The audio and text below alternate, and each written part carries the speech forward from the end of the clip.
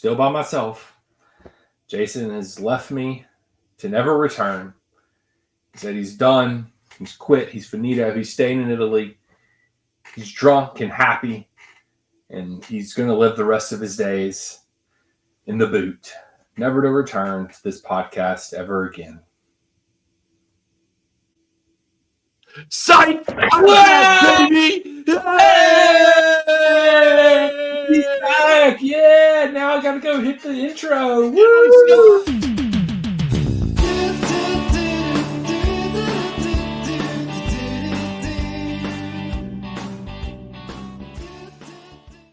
He's back!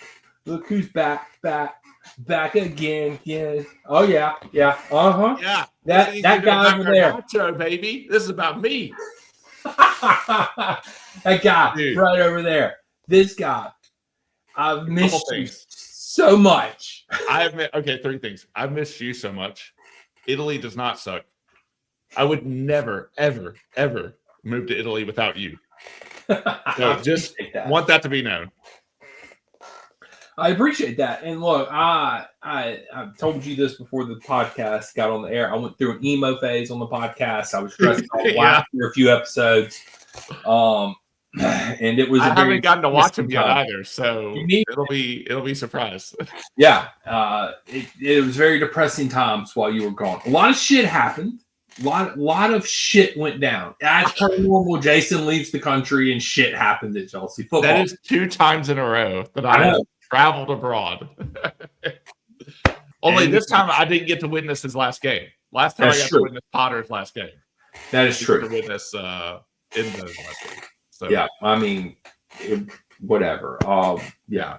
It's crazy. I went to Italy and we fired our Italian manager. Hey, that is true. That is true. Yep. But yeah, I just look. This shit storm happened while you were gone.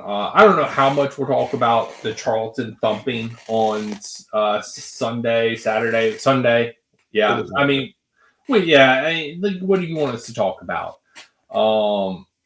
I don't know. I don't know what you want us to talk about. With Charlton, we beat them 5-1. Woohoo! You've been reading some of my thoughts on the situation because I was able to give you a few quotes about some of the things.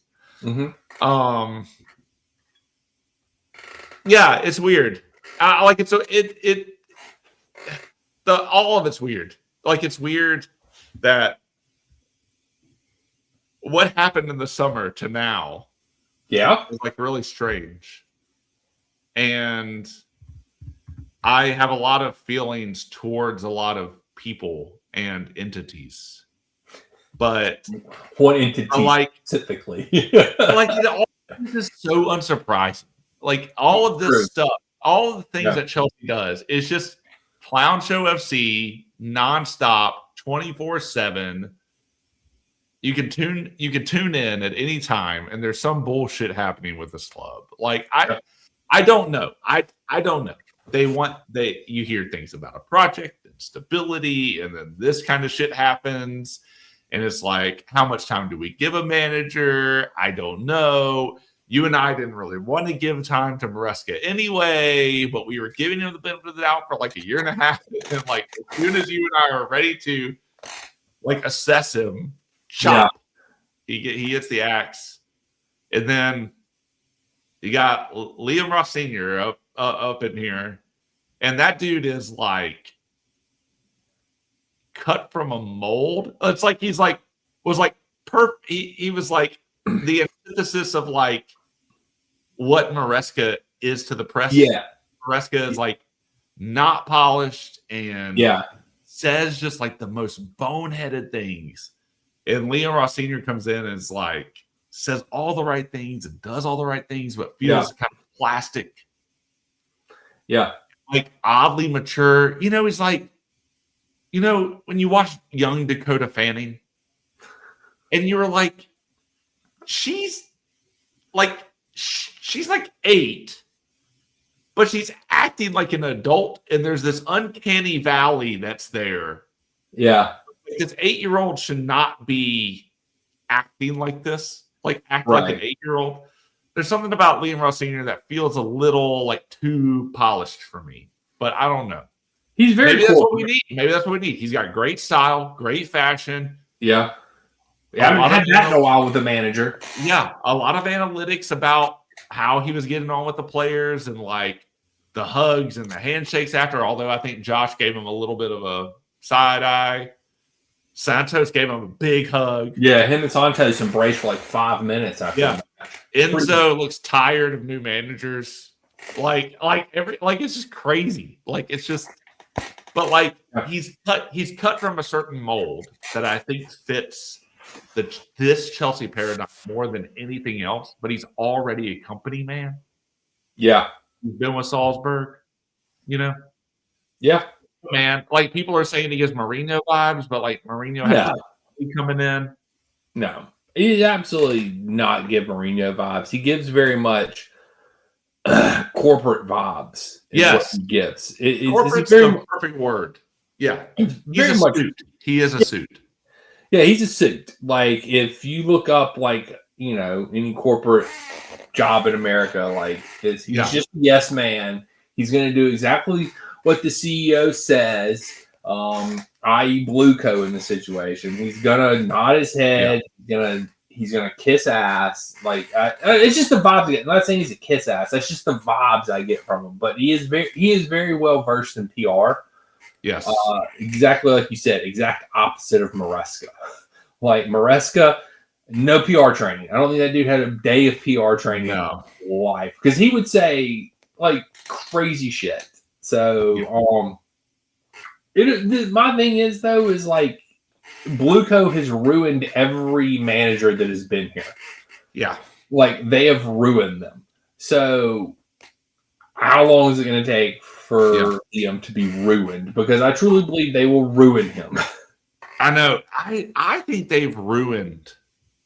Like the manager position at Chelsea was already like one of hot seats, right? Like it was already a year and a half long stint was like what you're going to get. And there is no long term with the manager. There hasn't been, even in the Abramovich era. There had, like, they were just going through manager.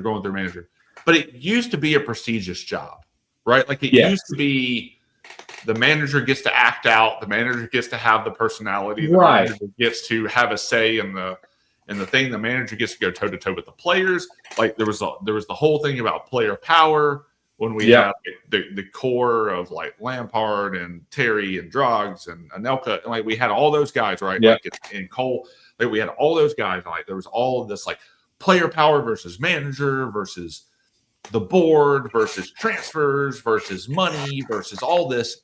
And like the drama used to be like, this is going to sound crazy and I'm just spitballing, but the drama used to be like at this level of like prestige, right? Like we were still like dramatic, but like it was always like we were in for big names all the time. And we just had a bunch of like big personalities at the top of their game, just going at it all the time. And now it's like, I don't know. It's like little infighting between like small-minded club mentality people, like this Blueco new paradigm. We're trying to be Brighton. Like we're like we say we want stability, but yet we're still going to fire managers for no reason. Starting with Tuchel. Yep. Going on 4 years ago now.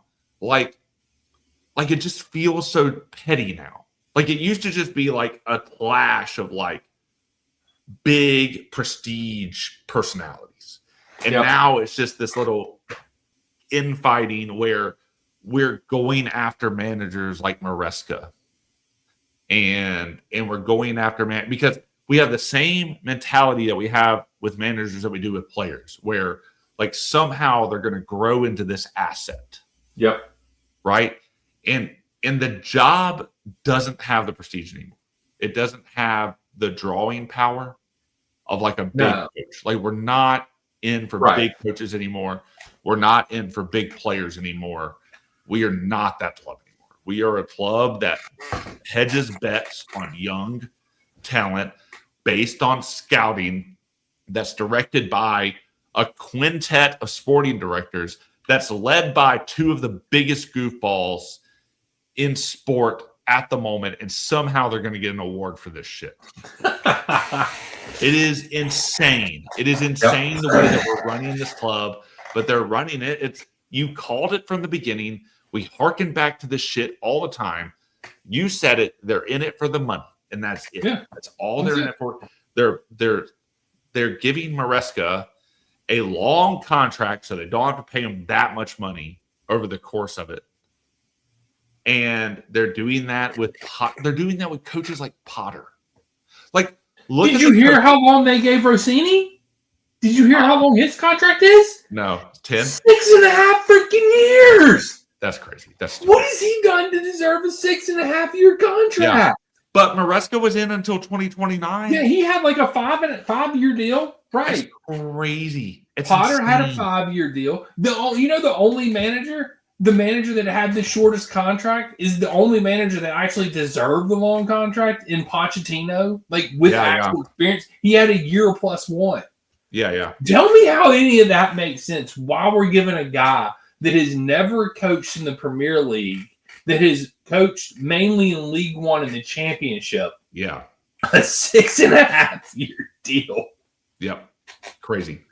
And I don't necessarily, and this is the thing, it's like, I don't know, I don't want to come off as like hating on Liam because I don't necessarily think he's a bad manager. I don't necessarily agree with some of his tactics, and we can get into that.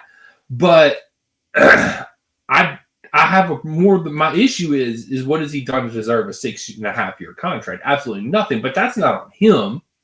He's a moron if he doesn't sign that.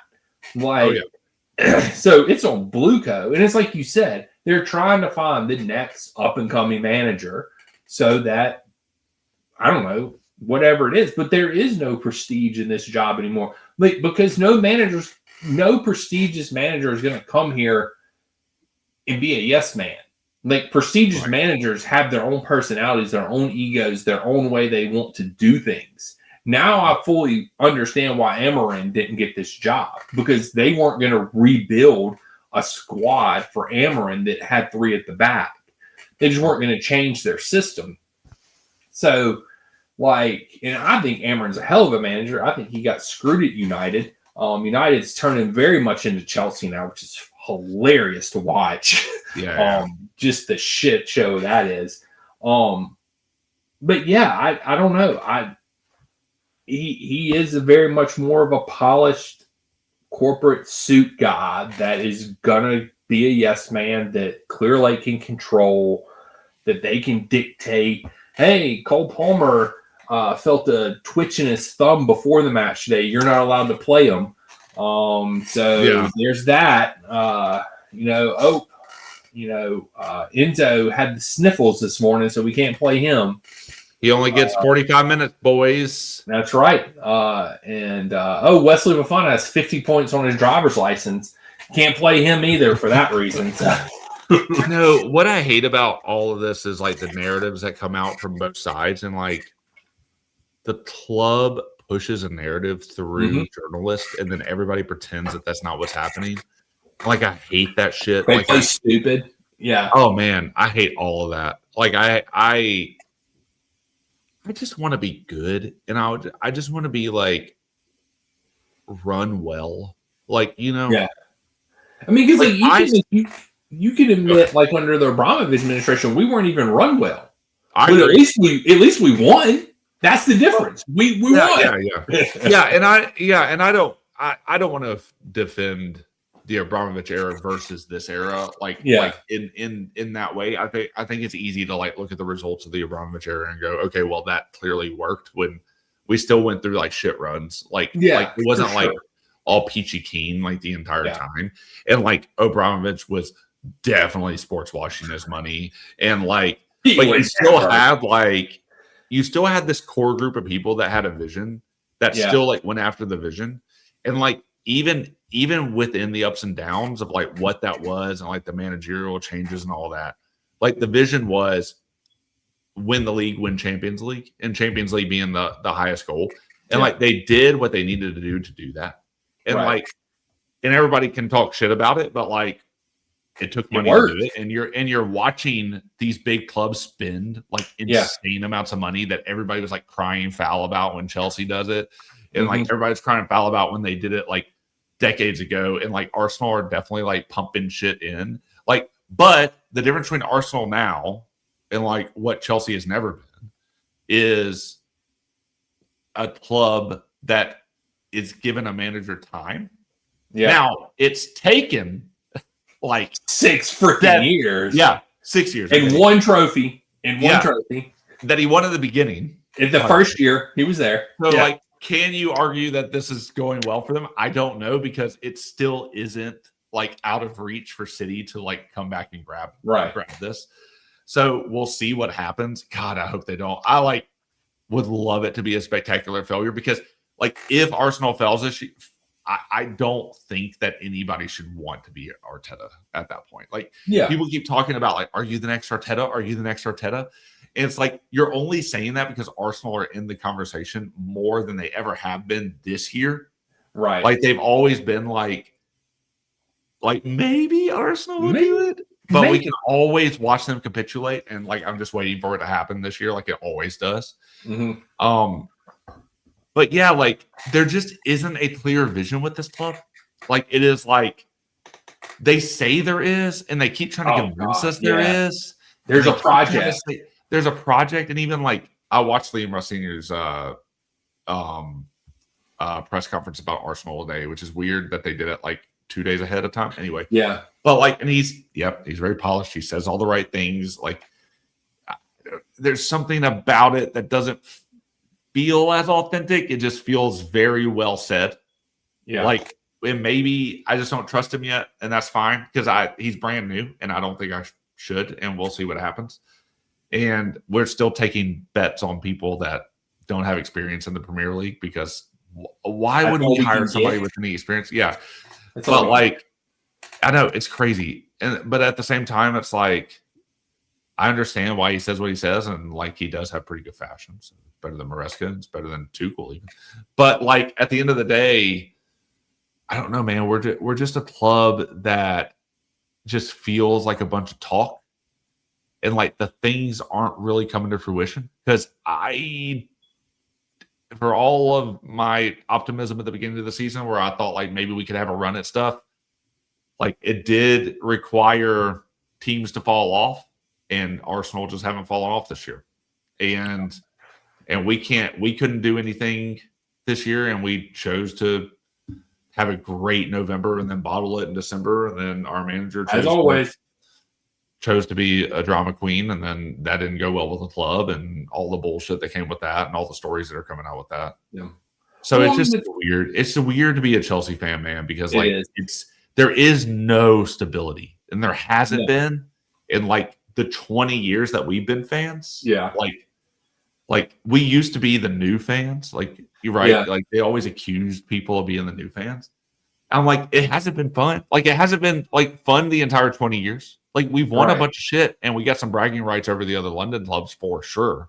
But like this isn't a stable club. Like this isn't like it's been the most fun time that we've ever had rooting for this club. Like it's one shit show after another, and one controversy after another, and one drama, like bit of drama after another. Like this is a freaking soap opera of a club. Like it's just like, and it feels manufactured at times, and it's just crazy, man. I don't know, man. I was being like kind of petty during the Charlton game while we were watching, and you were rightfully said, I'm willing to give Liam Rossini a month, and then we can start talking about some stuff. I think that's the way to go. So I've chosen that path, Daniel. Thank you for putting me on the right path. Like the path of like good rational thinking, when like I wasn't rationally thinking during the Charlton game. I got jet lagged a little bit still. I was sick when I got back. I blame it on that solely.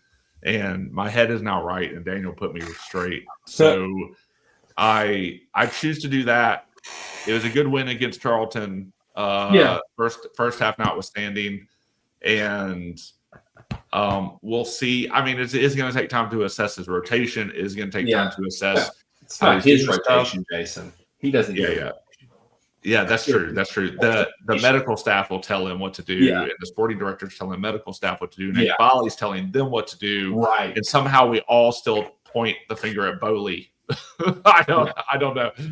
But like it's just a weird time, and it's weird to be doing this every midseason. or sorry, 7 games in, and then we say it's midseason. Yeah, then we say it's midseason. It's like I'll never let him put that down. I don't blame you. I don't blame you. Well, it's like they keep talking about the project, and like my whole thing is, and it's all like one of life's, I think, lessons or mottos to live by for anybody. It's like, don't talk the talk, walk the walk. Like, you can talk project all day, but if you don't show, what you're showing me is that you don't care about winning trophies. What you're showing me is that you literally just care about making money.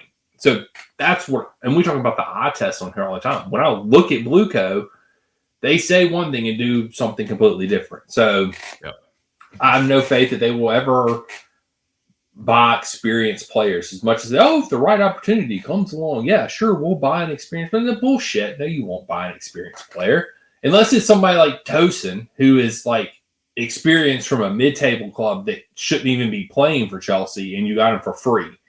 That's their definition of getting experienced players. So I don't know, but and that stuff comes from articles too, like where they say they talked to the club, and I'm not saying they didn't talk to the club, but I'm saying there's no direct quotes from the club. That's like, the problem. I'm just hearing it from.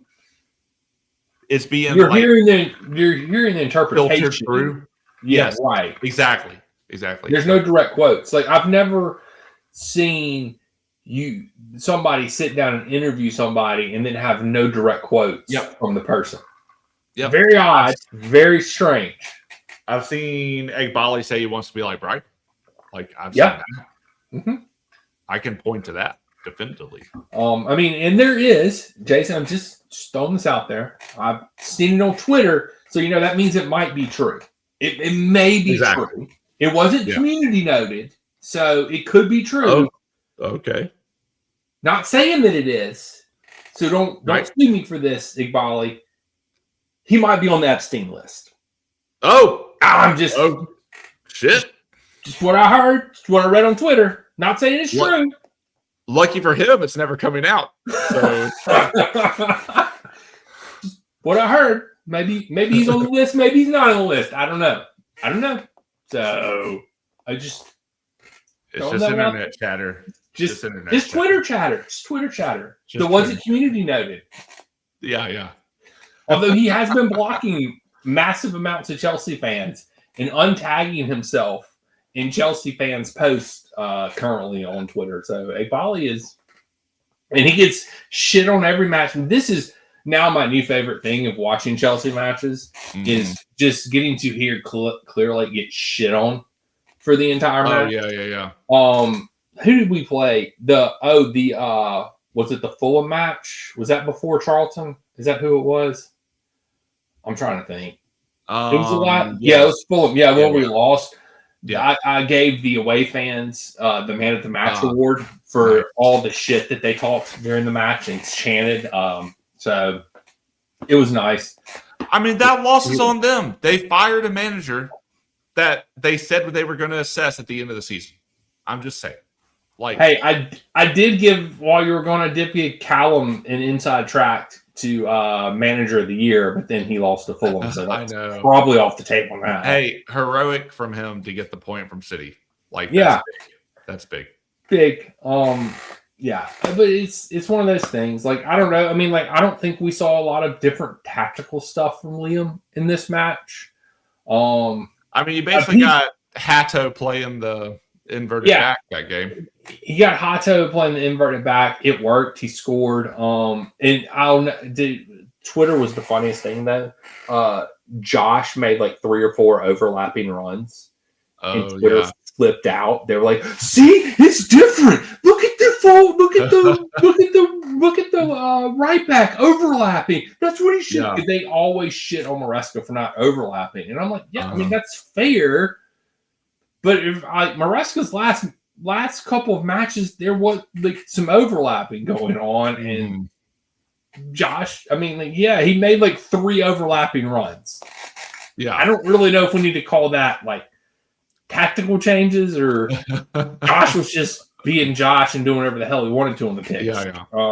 So I also think it's going to be hard to assess Liam over the course of like an EFL Cup, like a third or fifth round EFL Cup match and a semifinal Cup match against Arsenal. Like, I just don't like that. We're not getting like what this team is going to be over the course of like a Premier League run, like at the moment. Yeah. So like, yeah, I guess people are going to take every little crumb they can take right now, but like, yeah, I am more on board with you than I was when I was being reactionary during the game. I am like, yeah, there's going to be some time to assess this. We need like at least like a 3 or 4 game or 5 game streak going on.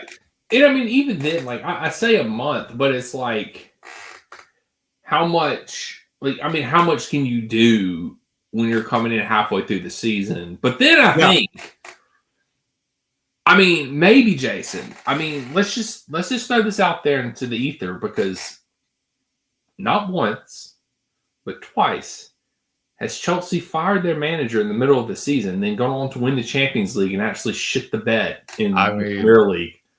That's crazy. Yeah. I mean, who knows? Then he'll probably get fired at Christmas next year, but it will be worth it because we will win the Champions League, dude. If we got 3 Champions League, I'm gonna cry. I'll cry on the pod, dude. Look, it will be a live stream with our cell phones from the Buffalo Wild Wings, and that is where we will watch the same Buffalo Wild Wings we watched the other 2 Champions League. Because that's what happens. You go to the Buffalo Wild Wings, you'll watch the Champions League finals with Chelsea, and they win. Yeah. That's just what happens. Man. I mean, I will freaking cry. I will bawl my eyes out on this podcast. I mean, how poetic would it be, Jason? That'd be amazing. No, would it be? But wait. Let me make it even more poetic. Oh, okay. Arsenal wins the Premier League, but we win the Champions League for the 3rd time. I would love that. I would absolutely love that. If we have to win the Premier League or if we're going to win the Champions League this year, I actually want Arsenal to win the Premier League just so we can overshadow it. Oh, it would be. Oh my God. No, I'm really excited here. So, I am too. I'm putting good vibes out there, man. Good vibes out there. I like all that withstanding. Like, I think that Liam Ross Sr. gets the benefit of the doubt throughout the rest of the season, actually. There's a lot of people saying that he won't make it. He'll make it to the end of the season and then be fired. I mean, I just don't see that happening. I don't either. I'm with you. Whatever. I don't see that happening. I think they'll at least wait until December. They typically like to wait until the fall. They do. They like to fire somebody. They are. They're very much a fire 'em in the fall, winter type of. It's weird. It's weird. I mean, but Jason, to be fair, if we don't let him at least start next season, then we didn't give him a full preseason. So I mean, how could we fire him? So I think he gets the benefit of the doubt. This is probably the one. This is the one coaching thing where they put themselves on the line a little bit, where it hasn't just been like nobody from anywhere. It's been a guy that's been in the system for a little while, right? And he's like I said, he's a company man, and so there's a little bit of skin in the game for them on this one, I think, and I just don't think they're going to let that go lightly. So. But we did call that on this podcast. Yeah. We did say this was a couple months ago that Rosino would be a manager at Chelsea. I didn't think it would be this soon. Yeah, that's weird. I didn't think it would be this season. But we did say that on this podcast. Because it was very clear what they're doing. Yeah. And so I don't know. What is your over or under of how long he will be here? How long do you think he'll be here? Let me just ask. Does he make it a year? Yeah. I think he gets fired after the 2027 season, after the 26. So he'll make it a year and a half, essentially. I think he'll make it another year and a half. Yeah. Okay. What about you? I guess over a year. I don't think he makes it. I don't think he makes it a year. Okay. I just don't. I don't like. I don't know. I mean, maybe. You think by this time next year we'll have a new manager? Yeah, we'll have a new manager. Who's the Strasburg? Who does Strasburg hire? That's our new manager next year at this time. Yeah, just start farming them up. We're farming managers now. Yeah, this I is just stupid. Don't, like this whole thing, and the thing is like I like Liam, and I just don't think. I think every manager that comes in here, regardless of how good they are handicapped so much by Blue Code that they cannot win. Like you cannot have 3 people telling the manager who he can and can't play on a consistent basis. Like it doesn't work. Like what does the man? Like, and that's why Maresca got so fed up with shit. Because he got tired of people telling him what to do. And like, I mean, that's a whole nother argument. Like, how much trust should Maresca have earned? You know, he won the Club World Cup. You know, he won the Conference League. Conference League, I don't put any stock in. What Club World Cup to me was more of a feat than winning the Conference League. But it's like, how much trust should he get? And then like, he's not going to get any. Because that's not in the model. The model isn't to give the manager trust and input into making player purchases. Like, I don't care how much you tell me that the managers have say in this. Like, I don't care how much you tell me that if a manager comes here and wins, that then he will earn the trust and be able to have say and stuff. No, that's not the way this works. They're given the players. They are meant to coach the players and get results. And it's never going to work because they're only going to. It's too much turnover in the squad. Like you're never going to have consistency, especially in the attack. So it's just there. I think every manager is already behind the 8 ball when they get here. That they're already set up to fail in a way. So I just don't see a manager lasting more than a year and a half. If a manager makes it 2 years, I would consider that the biggest win in the world. They must have won some damn trophies. They must have won the Premier League or the Champions League if they're here for 2 years. Right. Like, I just don't. I don't see. And it's the model. It's not the manager. I do think Maresca was a very mediocre manager. I think he was stubborn and hard headed and had a lot of faults. And I don't think they've hired a good manager since they've been here. The best manager they fired 7 matches into his tenure. And they didn't even hire that one. So they didn't even hire that one. That's right. No, I think you bring up a good point. Because like there's another way to look at this, right? Like Eghbali and the and Stewart and Winstanley in particular, they're all cowards. Because if you want to put this much hindrance on the manager, coach the team yourself. Might as well. Right. Owner, manager, sporting director, manager, put it out there. Like, get out. Where are the days when we used to have player managers? You know what I mean? Like, get your ass on the pitch. Get your ass in the dressing room. You talk to the medical team. You get the players up for a game. You come up with the rotation. That would be hilarious. You put yourself out there. You gear up the players. You build the trust. You put it all in place. You build your staff. You run the trainings. You do that shit. Stop putting a little scapegoat out there for yourselves. Stop putting little scapegoats out there for yourselves that don't have any Premier League experience. Yeah. That have come up through the 14th level of Swedish football. Like, put yourself in there and you run it every day instead of just micromanaging it every day. You bunch of cowards. Coach yourselves. Save the money because God knows you need it. Yeah. No front of the shirt sponsor. No front of the shirt sponsor. Save the money. put yourselves in that position and stop being little bitches. Well said, sir. Well said. I was inspired by you. I didn't even know that was a possibility until you started talking about it. It's amazing. The thing is, with all this, is like they are bitches because they don't take responsibility for anything. They don't.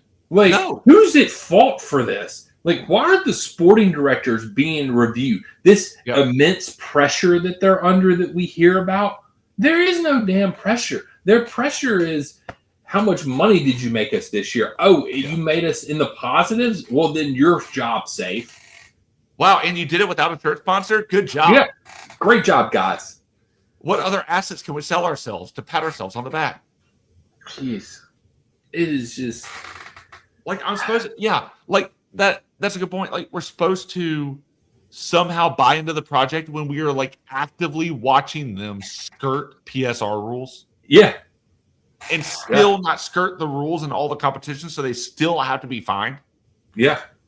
Yeah, and we're hindered. We're hindered in that competition now because if, in UEFA next year, if by some miracle we make it, like, we're limited to what players we can take off the roster and bring on because of all the limitations they put on us.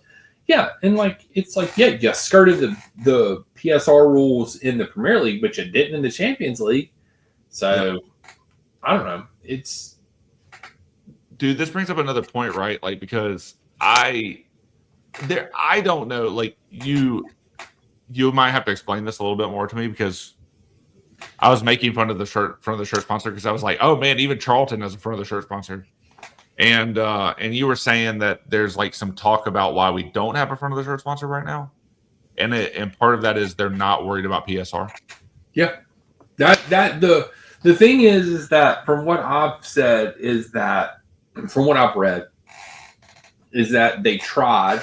Well, it all goes, and everybody says, and this is coming from Ben Jacobs, so I trust it, is that it goes back to the Paramount deal. Like, we had the Paramount deal in place, and then the Premier League nixed it. So that actually makes sense, to me. I mean, it doesn't make sense why the Premier League would nix it. Yeah. I think, whatever. But anyway, so they've just never been able to find somebody else that agrees to their price, that agrees, to pay how much money they think the front of the shirt sponsor's worth. We don't know how much that is, whether it's 60, 70, whatever a year.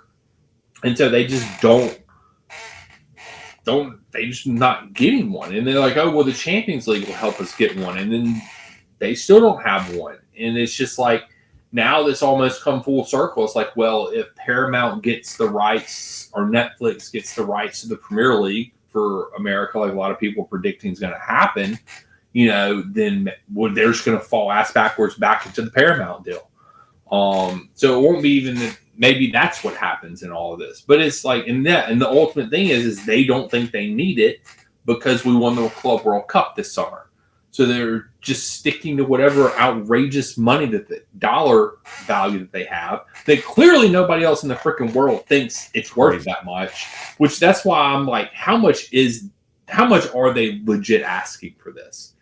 Because there's no way that it can be that. It has to be something astronomical, that it's just outrageous that they're trying to set the bar, because that's what American owners try to do. They try to set the bar for, whatever it is, whether it's contracts, whatever it is. So I don't know. I think it's the dumbest shit ever, because you've now missed. I mean, let's just say they got $50 million. You missed 50 last year. You've missed 50 this year. That's $100 million in revenue that you've missed over the last 2 years, at minimum, because I think you could probably get more than 50 that you've missed in a year because you're just stubborn and hard-headed. Yeah. And it's like, you told us you were going to run things better, but you don't. Again, it's that whole, we say one thing, but we're doing the total opposite of that. We're going to run the club better than Abramovich did. But you're really not. You're just running in a different, terrible way that he ran in a terrible way, and you're running in a terrible way. They're just different, terrible ways. I think they've devalued the brand and therefore have devalued. Do you think? Because coming here. So do you think? because I got in a debate with somebody on Twitter the other night while you were gone. Do you think that the value of the club has decreased since they've taken over? I probably, like in monetary terms, probably not. In prestige, yes. Okay, so like in like a fan's eyes, it has. I think so, but not in like a monetary sense. Yeah, I would agree with that. In terms of like sellable asset, yeah, probably not. Like Yeah. still a big club. right, worth billions. Yeah. So I don't know if it's increased in value. I mean, according to Forbes, it has. Like I went and pulled Forbes articles, and it has. Yeah. It's only I think by like $500,000. Like I think Okay. 500 million or something like that. Yeah, I mean they did buy Salzburg. Right. So like there is that. And then they have consolidated assets. Whatever so, that is. Yeah.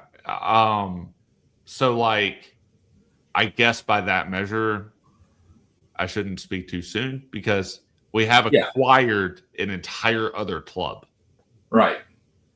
So and then made that club better. So yeah. Get that.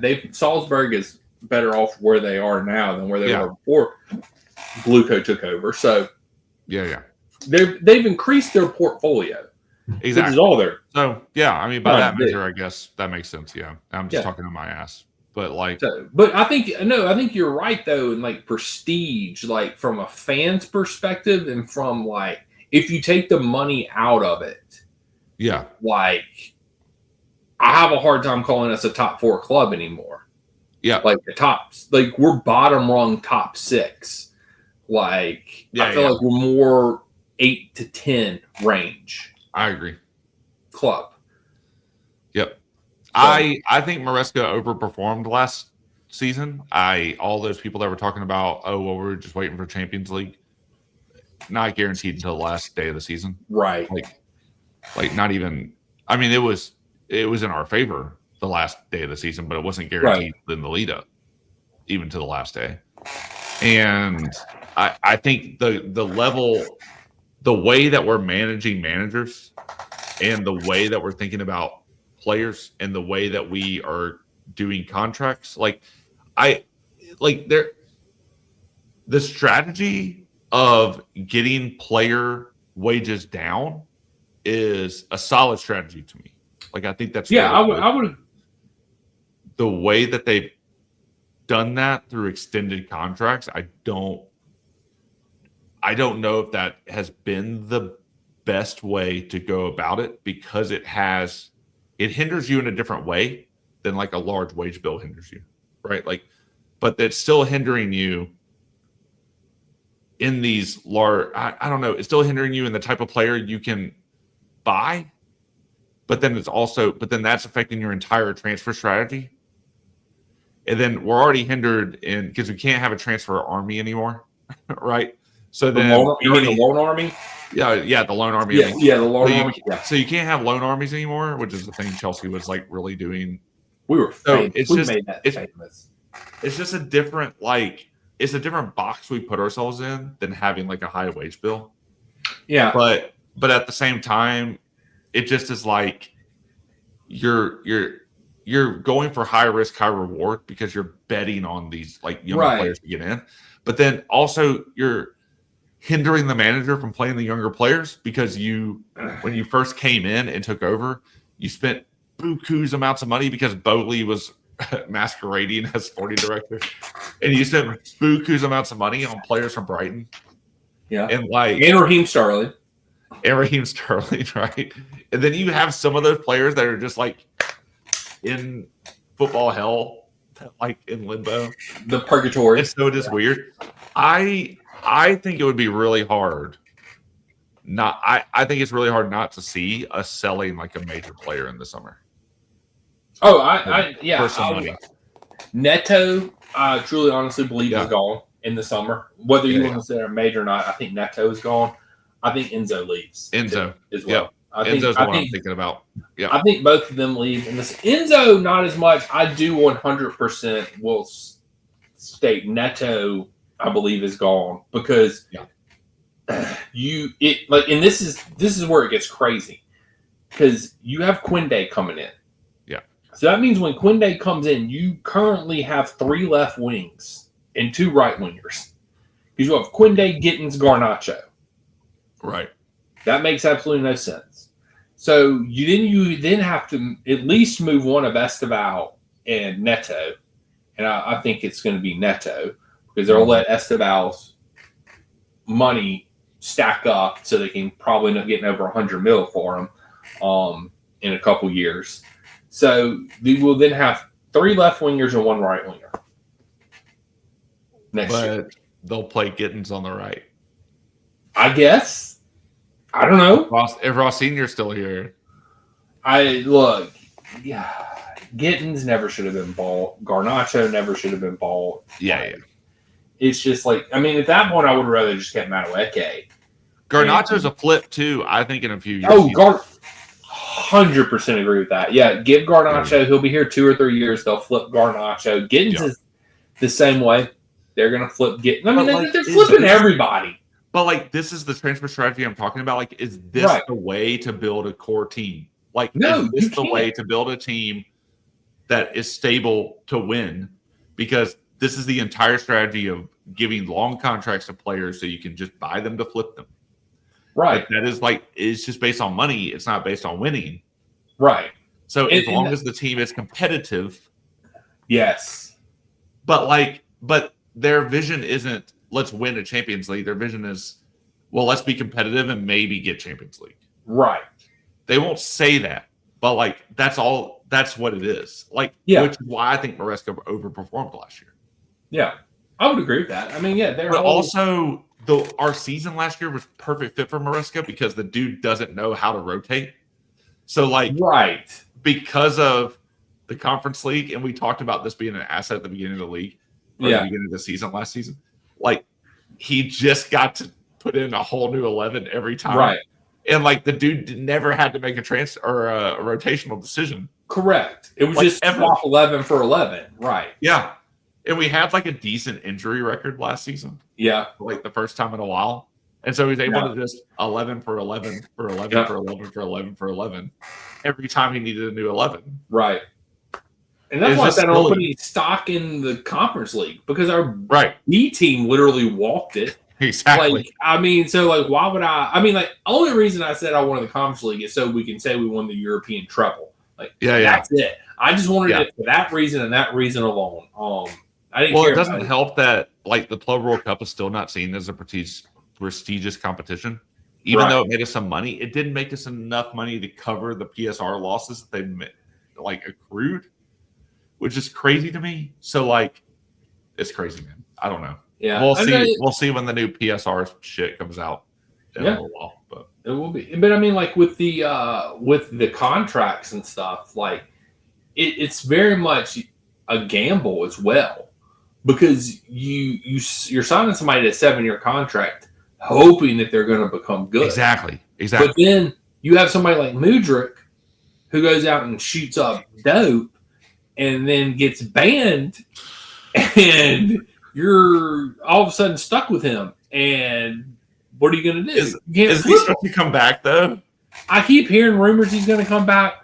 But look, you know what, Jason? I've decided that Mudryk is going to become my grail of collecting cards now. I'm going to be a Mudryk card collector. While you were gone, I bought 7 Mudryk cards. Yeah. That's awesome. I've just been buying Mudryk cards like crazy. So anyway, but yeah, it is a high risk, high reward strategy. And yeah, your wage goes down, but when your wage bill comes down so much like ours did, you're limited on then who you can sign because you can't go out and sign an Osimhen to be your striker because he demands too much in wages. And I thought it was so funny the other day. I was on Twitter and they were I don't know who it was. It wasn't necessarily a reputable place. It was Vinicius Junior's I just saw that. Reached out to Chelsea about you fools think we're about to pay Vinny Jr. $500,000 a week to be at Chelsea. You morons. Do you even know about our wage structure? Like, we barely pay players as it is, and we ain't paying him. Right. Like, you fools. That's what the strategy does. Like, that's the box it limits you to. Like, you have to go after a certain type of player. And, like, we're not getting world beaters here. Like, that's not happening. Right. Yeah, exactly. We're not going to. We're not going to get the best players in the world anymore. It's just not going to happen. It is what it is. And I think while you were gone, fans started realizing that Blue Co is shit, and like there was sort of this change. Like, you can see it in the chants and the signs now, the banners at the matches, that there has been a change.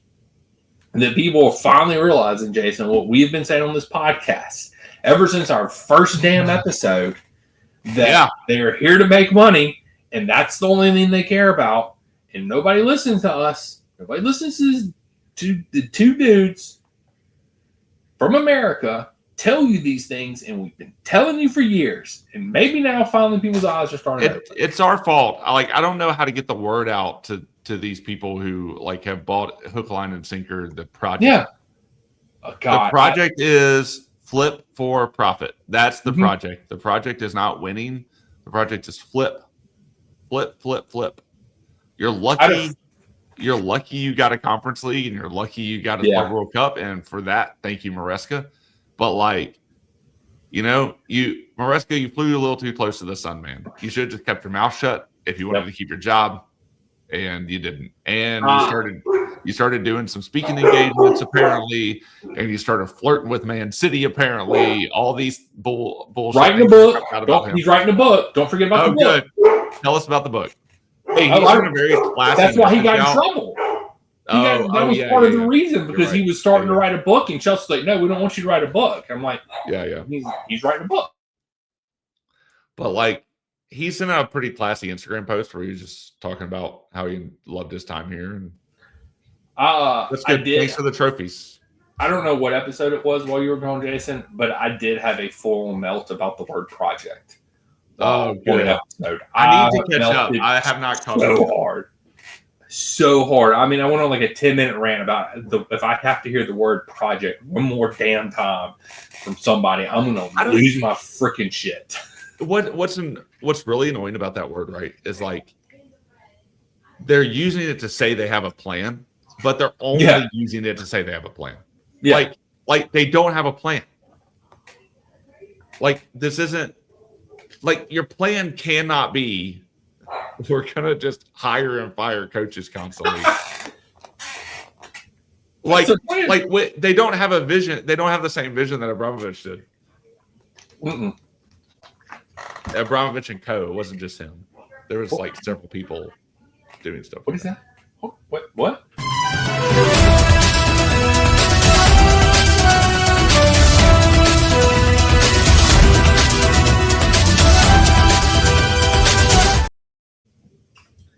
It's that time of the year, guys. Chelsea transfer rumors coming in hot. Jason's favorite time of the year. And Jason, but I have good news. There are no Chelsea juniors coming. No, there are no Chelsea transfer rumors. So thank God. I just wanted to play that to see I love getting your reaction from it. That's the only reason I played it. I don't know. Conor Gallagher is going to that's true. Tottenham. The Tottenham. Hey, look. We can also talk about in this transfer rumors section. We are essentially getting a new player, because rumor is Mudryk's coming back January 17th. No, where did you read that? It is all over the internet. No, is it really? Yeah. Is our boy coming back? Yeah. Rumor is January 17th. His ban is supposedly lifted on the 16th. So I don't know. Wait.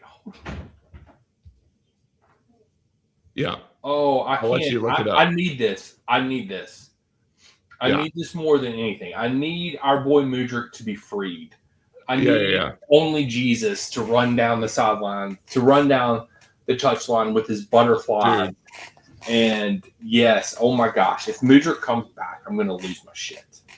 Goal.com though says that he could face a 4-year ban. By the way, That's the thing. Is they've been talking about the ban for I think it was originally 4 years. yeah. Because I think that's what Pogba got. I think Pogba got 4 years. Oh wow. And he just came back this year. But he took they know I think where it came from now, and it was something he didn't know he was taking it essentially, and he took a lot of Tetra tests, how accurate those are, whatever. Apparently, law enforcement thinks they're pretty damn accurate, when they're trying to convict somebody, but right, debatable. And he passed a lot of Tetra tests, so I don't know. I'm looking. I'm doing a quick Reddit thing just to see. I want to do the past month, maybe. I don't know. I'm not really seeing anything concrete about that, but it would be pretty awesome. I don't know, man. I just want Mudryk back. That would be awesome. It would be. I'm actually wanting to tweet right now. #free Mudryk. So I would like everybody to go now. Nice. Start the hashtag free Mudryk. That's what we need right now. Yeah. I don't care what Elon Musk says about hashtags. Screw you, Elon. I still use hashtags. Daniel still uses Twitter the correct way. That's right. I still use Twitter the way it was always meant to be intended. With the bird. Yeah. Yeah, with the bird. With the bird. And it goes every time I send a tweet out. Yeah. Not X. Yeah. Anyway. Where you message people. Yeah. Okay. Yeah. Anyway. I'm going to refrain from making inappropriate jokes right now about X. And yeah. Okay. Make them off camera to me after we end this. Oh. That was a good catch-up episode, though. I enjoyed that. Yeah, very good. Sorry if you came here looking for us to talk about the Charlton match. It's not talking about Charlton. Shit first half. Mildly entertaining second half. Yeah, we won. That's all that matters. Yeah, that's what we're supposed to do. Yeah. If we would have lost, it probably would have been Rosinia. How do you say his last name, Jason? Rosinia? Rosinia. I've been calling him Senior. I think it's just Rosinia. Rosinia. Yeah. I think it's just how it sounds, how it looks. I've been calling him Rutabaga, Rowan Gardner, that the bit from Rookie of the Year. Yeah. Pronounce his last name. I just been making shit up his last name. We're just calling him Liam, because I'm I can't pronounce it. So anyway, it's just Ross Senior. Dude, how about Wrexham though? Hey, they're still kicking. That's awesome. Yeah. Or what about no? Wrexham wasn't even the greatest story. No, that's true. It was. I don't know what's the name of that club. Damn it. I don't know. I gotta look. And all I know is Wayne Rooney's brother's the coach, and they beat Crystal Palace. That's all I know. Yeah. Damn it. Who is that? Hold on. I'm on my way to finding it. Oh, Wait, I don't even know. Macclesfield. Macclesfield. Yeah, Macclesfield. Yeah. That is pretty dope. That was awesome. And it's funny, their owner bought the club because he got drunk at the pub one night and somebody told him it was for sale, and then he just went and bought them. I sort of like that story. I wish I had money like that. Dude, they're a 6-tier club. They're probably yeah. Wrexham when they bought them, I think was only 1.5 million or something like that. Yeah. Good investment. Yeah, good investment there. How many X their money? Yeah. Whatever. But yeah, we do play Arsenal Wednesday. Yeah, Wednesday. Yeah. In the semifinals of the shit cup that nobody cares about. So I guess we need to make predictions for that match, Jason. I believe isn't it a Is it a two-legger? I don't know. Or is it this the I'm one looking leg it and up. then we go to Wembley for the two-legger after this? Semifinals of EFL Cup. Pins. I'm just doing pins.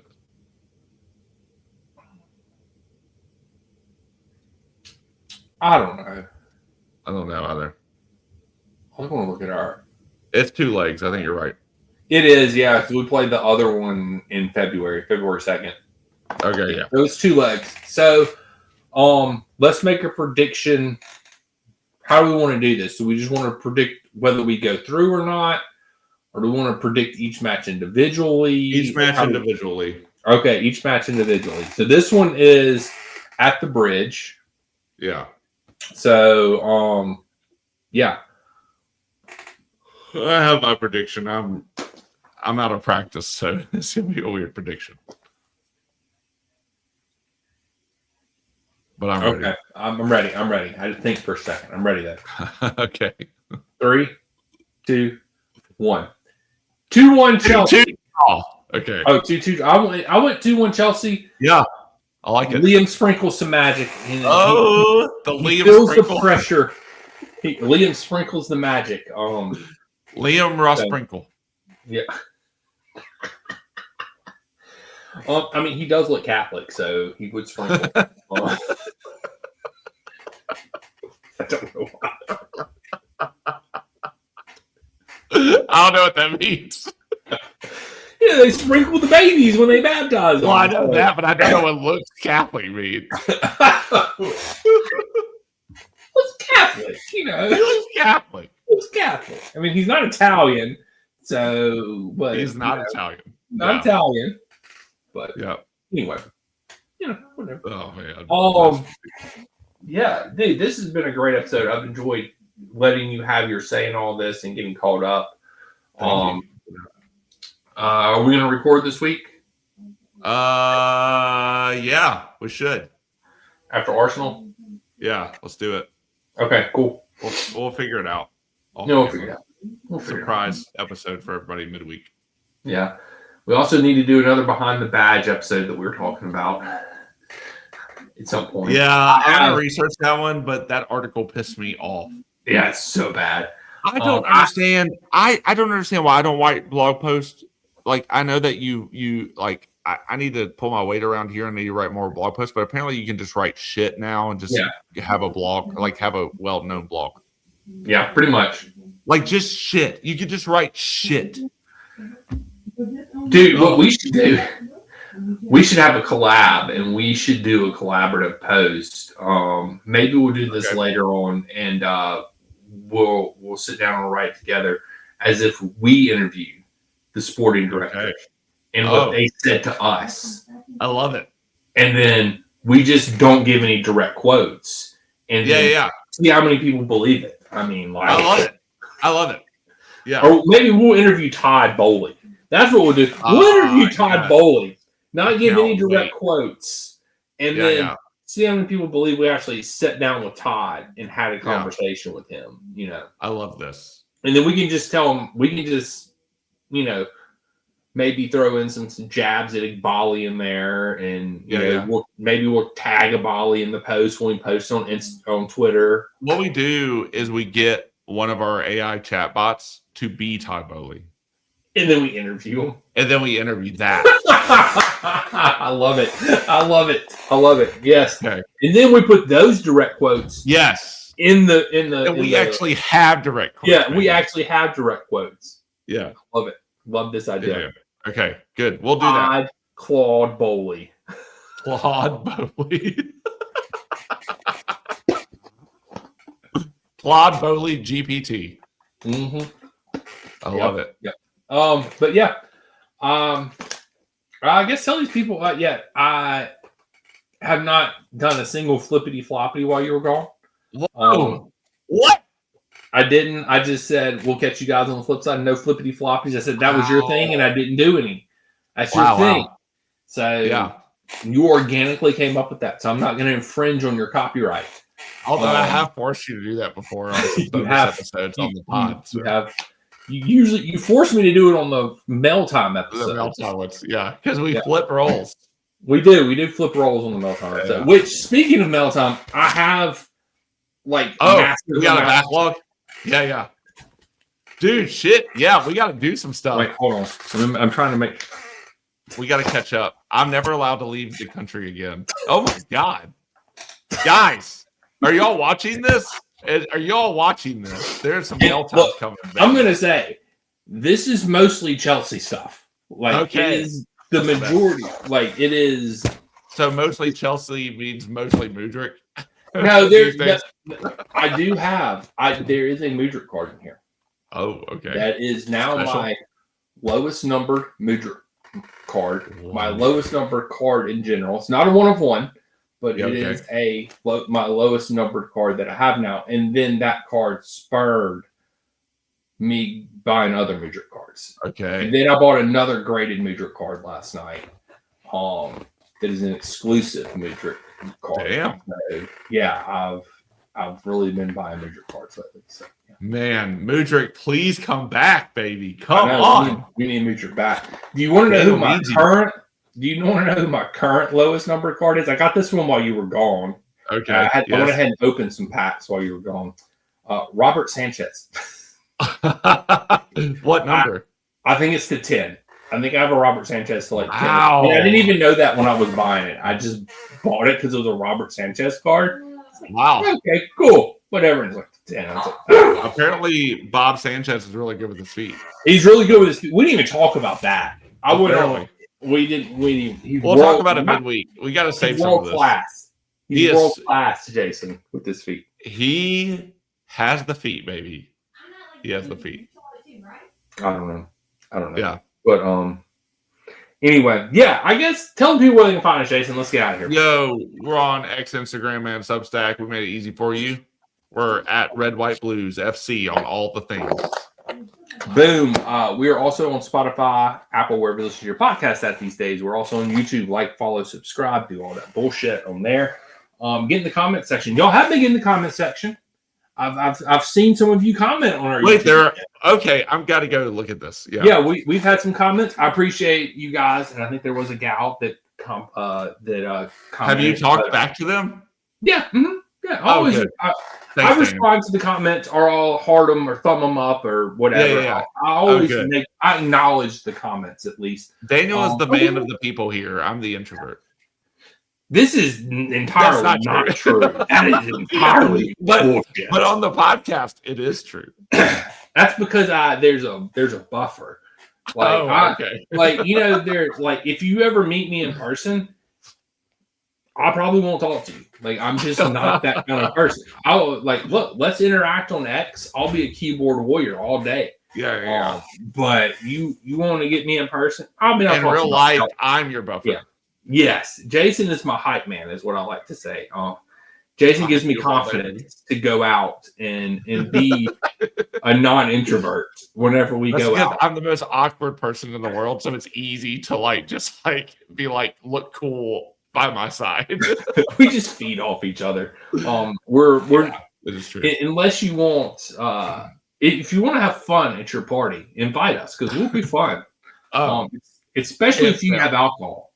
Because we spent a whole hour on a bench at a bar this summer, just laughing.